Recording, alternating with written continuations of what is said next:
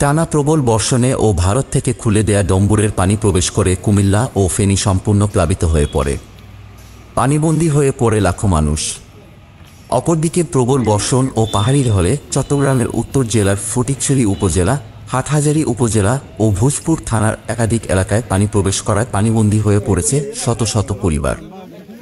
এইসব বন্যা কবলিত এলাকার পানিবন্দী মানুষের পাশে ত্রাণ সহায়তা নিয়ে পাশে দাঁড়িয়েছেন প্রবাসী বীর রেমিটেন্স যোদ্ধাদের সংগঠন চট্টগ্রাম প্রবাসী ক্লাব।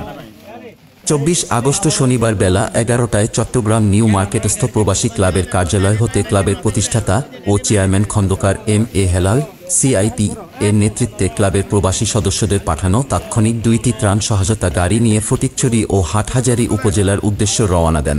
আমি Mohammad Shahidul Azam, ex chairman Fatikchhari Sundarpur union. আপনারা জানেন ফটিকছড়ি সুন্দরপুর ইউনিয়ন বিভিন্ন অঞ্চল বন্যায় প্লাবিত হয়েছে, অনেক পরিবার ক্ষতিগ্রস্ত, পানিবন্দী অবস্থা রয়েছে। আপনারা চট্টগ্রাম প্রবাসী ক্লাবের পক্ষ থেকে আমাদের জন্য সাহায্য সহযোগিতা বাড়িয়ে দিয়েছেন। এই জন্য আমাদের এলাকাবাসীর পক্ষ থেকে আন্তরিক ধন্যবাদ, কৃতজ্ঞতা জানাচ্ছি।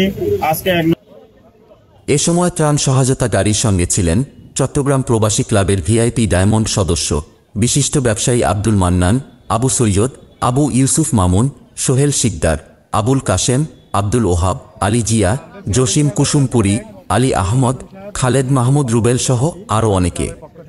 এ সময় ক্লাব কর্তৃপক্ষ ফটিকছড়ি উপজেলা নির্বাহী কর্মকর্তা মোজাম্মেল হক চৌধুরী ও হাটহাজারী উপজেলা নির্বাহী কর্মকর্তার নিকট বন্যা দুর্গত এলাকায় বিতরণের জন্য ত্রাণ সহায়তা সামগ্রী হস্তান্তর করেন।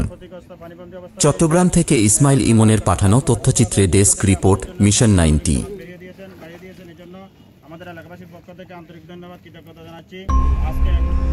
মিশন 90 সংবাদের পিছনে নয়, ভিতরে ছুটি।